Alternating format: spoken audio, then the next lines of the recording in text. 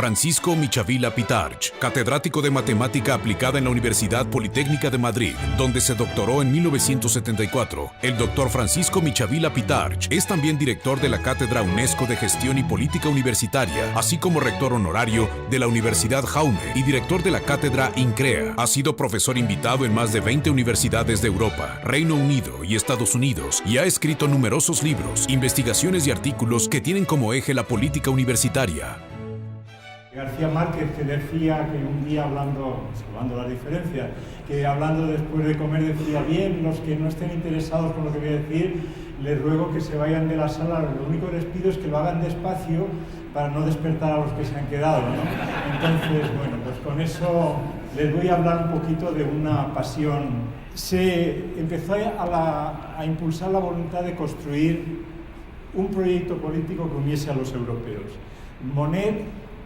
Jean Monnet y Robert Schuman lo lanzaron, y la idea es que esta idea de Schuman y Monnet no es una idea del siglo XX, es una idea que en 1814, hace ahora 200 años, ya Saint-Simon y Thierry publicaron un texto en el cual hablaban de reorganizar todo el territorio europeo, preservando las independencias nacionales de cada uno de los países e intentando tener un cuerpo político único. Bien, tras este primer planteamiento quiero recorrerles un poco el proceso de construcción, con esto acabaría la primera parte de cómo ha ido el puzzle, las diferentes piezas, y luego entraría al análisis. La idea de construir el espacio europeo de educación superior inicialmente surgió como idea de los países, y por eso ahí figura en un sitio como los actores, los ministros de educación de los países firmantes. Pero además de ello, de forma inmediata, como verán ahora en la cronología, se suman a ello las instituciones europeas ocupadas del tema. La EUA, la Asociación de Universidades Europeas, la ESU, la Asociación de Estudiantes Europeos, otra serie de organismos de profesionales, etcétera, ENQUA, la Organización para la Medición de la Calidad, a ver si por allí voy mejor, y también el Consejo de Europa y la Comisión Europea. Y se establece un grupo que se llama el Bologna Follow-up, creo que se llama, para el seguimiento de todo este proceso. Y se acuerda que cada 2 años los ministros de los países se reunirán para valorar el proceso. En cada una de esas reuniones se establece un comunicado. Voy a destacarles una idea de cada uno de esos comunicados. Al cabo de 2 años del 99 es el 2001. En 2001 en Praga se establecen las primeras indicaciones al respecto. De Praga cabe destacar que recuerda que uno de los objetivos principales es la movilidad, favorecer la movilidad. Pero además en Praga se da un salto importante, y es que hasta ese momento se ha hablado de los gobiernos. Dice, no, los gobiernos no son suficientes, no deben ser los que hagan desde arriba, llamémosle entre comillas, la tarea, y le marcan las universidades, sería una contradicción con la autonomía universitaria. Es en los gobiernos, tienen que ser las diferentes instituciones, y también hacen participar a los colectivos de estudiantes. Creo que México tiene unas condiciones inmejorables porque primero la ubicación geográfica, de tal manera que ha habido muchos esfuerzos en la materia económica de mercados para poder intercambiar información, mercancía, moneda, financiamiento. También entonces para la educación. Somos como una gran puerta para muchas cosas para América del Sur, para América Central. Y también somos una puerta muy importante y un mercado para los Estados Unidos y para Europa. Generalmente nuestros estudiantes, particularmente los de posgrado, cuando están terminando su programa educativo, siempre están volteando. Muchos voltean a Estados Unidos, a muchas universidades, otros voltean hacia Europa y otros más hacia América del Sur. Ya existe inclusive una sensación de formación adicional después de tu formación de licenciatura y de maestría, buscar nuevas alternativas. Y la propia institución también. Es decir, como país tenemos ubicación, tenemos ya comunicación, tenemos tratados, tenemos diálogo ya con diferentes países, en diferentes temas. Y cuando uno firma un convenio con otro país, es amplio. Tiene que ver con todos los sectores, tanto económicos, comerciales, sociales, políticos y también educativos. Claro que unos avanzan más que otros, y yo creo que México en primera instancia sí tiene unas condiciones muy favorables para consolidarlo.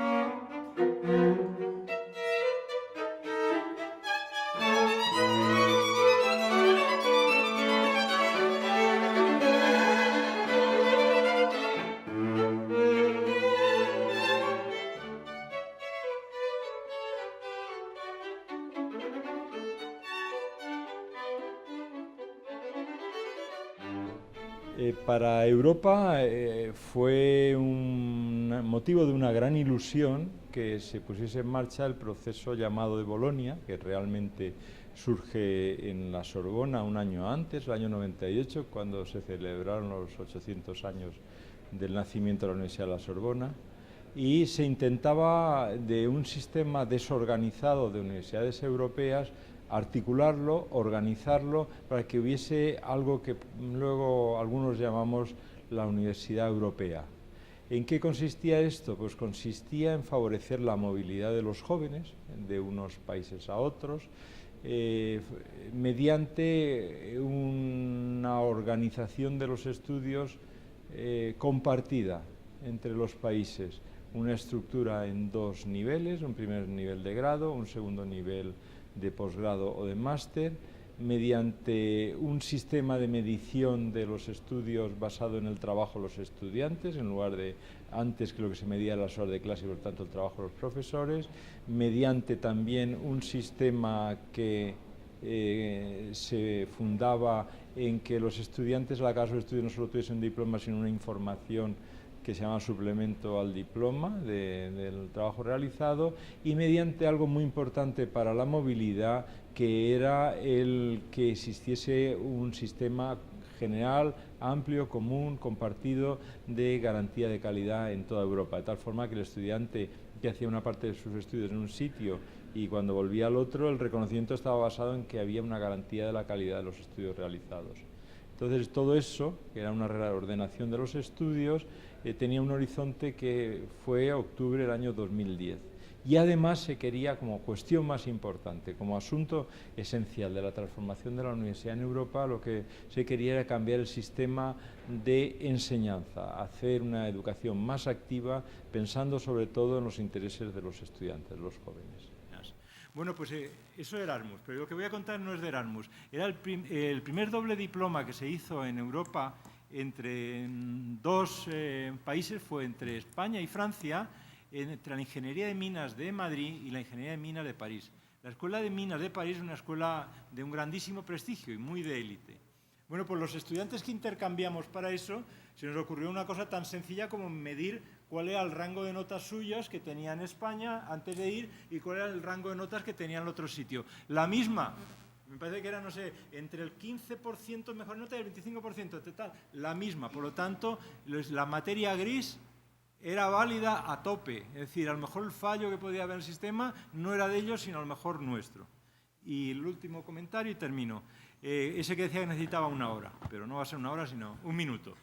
Creo que una de las cuestiones fundamentales de calidad de la educación en las universidades es que dispongan de un modelo educativo. Un modelo educativo que a la hora de entrar un estudiante por la puerta de la universidad se llama la página web, vea lo que se le ofrece. Si usted viene a estudiar aquí, esto es lo que va a estudiar. Y para esto le ayudaremos a orientarle al principio, la acogida, el primer día en la universidad, le acompañaremos en cuanto a lo que necesite, le orientaremos en la vida, le buscaremos la residencia si hace falta, todo lo que sea.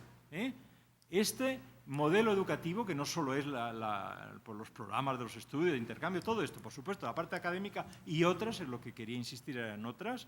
Ese es el contrato que tendría que haber entre el estudiante y la institución, y eso es lo que prestigia a las buenas instituciones. Si ustedes cogen buenas instituciones en Estados Unidos, verán que casi todas tienen modelo educativo como forma de entrada en la universidad.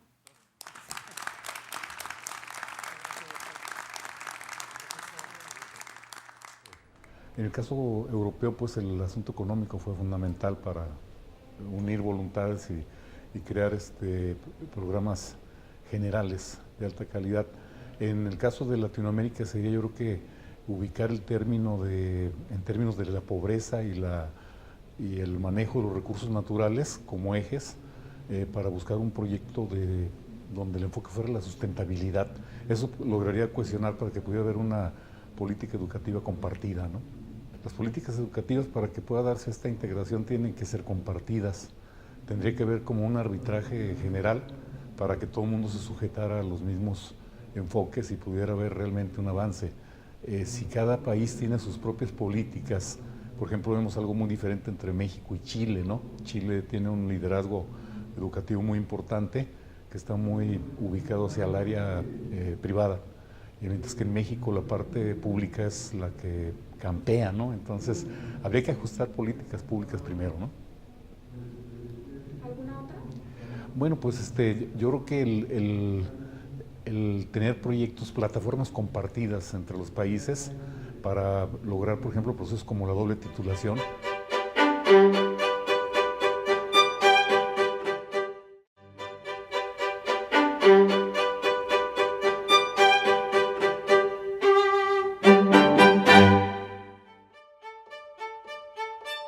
Zul Abdul Razak. El profesor Zul Abdul Razak es presidente de la Asociación Internacional de Universidades afiliada a la UNESCO y anteriormente se desempeñó como presidente de la Asociación de Instituciones de Enseñanza Superior del Sureste Asiático. Ha ocupado distintos cargos, entre ellos ha sido presidente del Comité de Rectores y vicerrectores en su natal Malasia y asesor del National Higher Education Research Institute.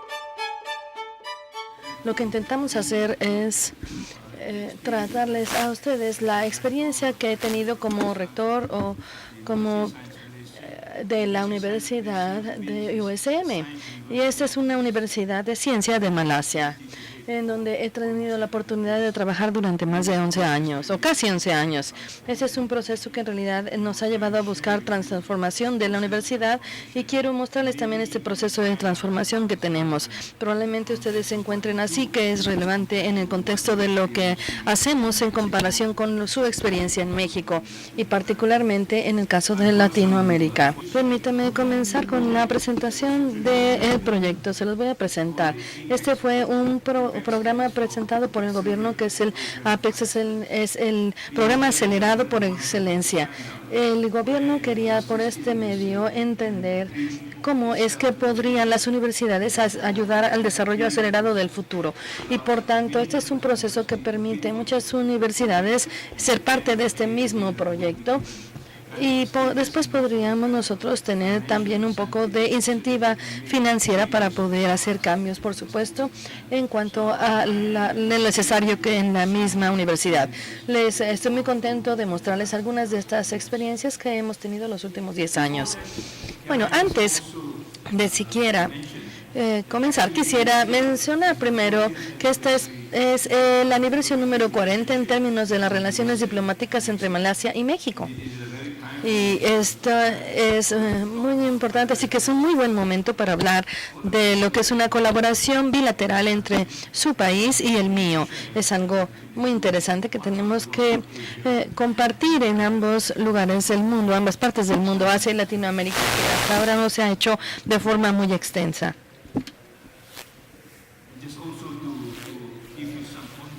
También para darle cierto contexto de dónde nos encontramos y de dónde provengo, aquí tenemos este pequeño país que es Malasia, la parte sureste de Asia, va por abajo de Tailandia y arriba de Singapur, y la población del país es de 26 millones. Yo sé que ustedes saben dónde están. La población de la Ciudad de México únicamente es de 26 millones. Así que mi país completo está ubicado, de hecho, como la Ciudad de México, y estoy muy consciente del contexto de estas dos naciones y probablemente será algo que habrá que considerar también, pues su país es mucho mayor en extensión y también mucho más extendido geográficamente hablando en comparación con Malasia. Bueno, la exposición del doctor Razak fue extraordinaria, excelente, y creo que este ejercicio que llevaron a cabo en la USM es un ejercicio muy valioso para todas las instituciones de educación superior del país, pero principalmente creo que a través de la NUYES, como asociación que agrupa a la mayoría de las instituciones de educación superior del país, pudiera hacerse un ejercicio de esta naturaleza, aunque estamos hablando que ellos lo hicieron a nivel individual,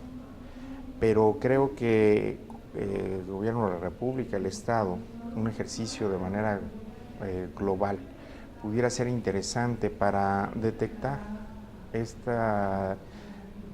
romper el paradigma que tenemos en la educación superior del país y hablar sobre esta democratización del conocimiento, sobre todo este concepto que me parece muy interesante y como una experiencia de lo que sí han podido hacer en la USM y a través también de este proceso que ellos llevaron a cabo y que incorporaron otros ingredientes sobre la equidad, la igualdad, y sobre todo que esta parte de los productos o resultados de la investigación sean realmente utilizables, en donde se ponga al factor social o al ser humano como un elemento importante o el más importante del proceso de educación.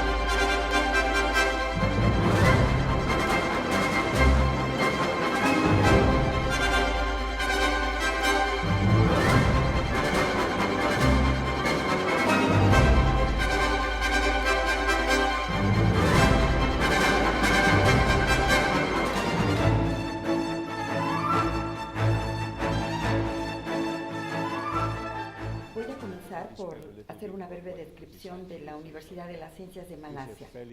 Eso por decir que esta es una universidad de creación reciente, fue creada en 1969 y yo estuve a cargo primero como vicerrector y más adelante como rector de la misma.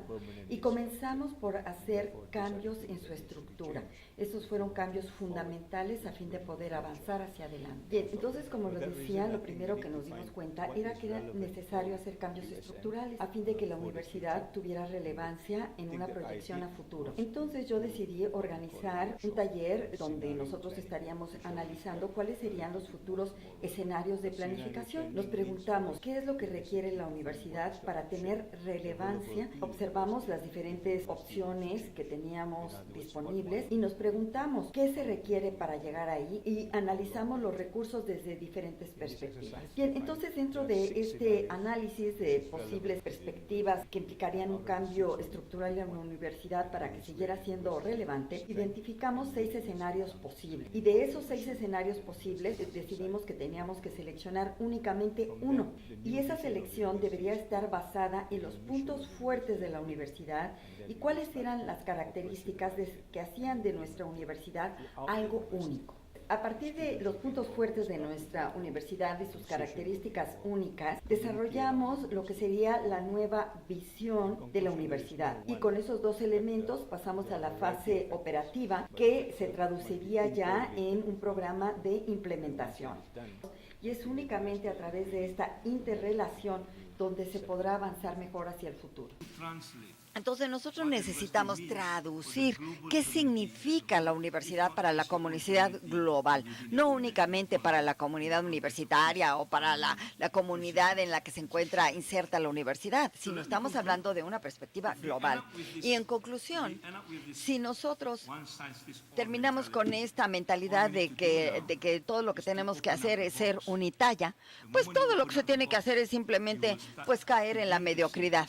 Pero tenemos que abrir qué es lo que hay adentro de esa caja de unitalla. Y cuando buscamos pensar fuera de la caja, veremos que ya tendremos que desarrollar nuevos modelos. Y los nuevos modelos empiezan por deshacerse de esa caja unitalla para poder definir lo que hace única a nuestra propuesta. Y entonces ya veremos cuáles son los valores núcleos que compartimos y qué es lo que nos hace relevantes para poderlo contribuir a la comunidad y al mundo. Bien, con esta nota termino. Y este es el último reporte de la reunión de Nagoya, que nos habla de cómo moldear el futuro que deseamos. Porque la universidad es moldear el futuro. No se trata de estar en una clasificación y a ver quién tiene el más alto ranqueo en la clasificación universitaria. Eso ya no es suficiente. Eso es del pasado. Ahora hablamos de cómo vamos a moldear el futuro, porque ya nada más podemos hablar acerca de regulación, de incentivos financieros, porque lo que es importante es cambiar la manera de pensar y actuar de una manera diferente. Y yo verdaderamente considero que el futuro es para nosotros una oportunidad para cambiar la manera de pensar y para comportarnos de una manera diferente. Pero para que eso suceda tenemos que empezar hoy. Y necesitamos empezar a plantar las semillas hoy en nuestras universidades para estar listos para las futuras generaciones. Gracias por su atención. Mira, a mí lo que me pareció muy rescatable de esta Universidad de Malasia, me llamaron mucho la atención. La mayoría de las universidades latinoamericanas generalmente están viendo hacia los modelos del norte de América, hacia Europa, y siempre midiéndose con los rankings, ¿sí? Que si el del Times, que es el de Shanghái, pero sí, siempre siguiendo esos indicadores. En el caso de esta Universidad de Malasia, me pareció muy conveniente analizar esa postura de que no tanto medirte en esos rankings, sino medirte con otros criterios que también exigen calidad.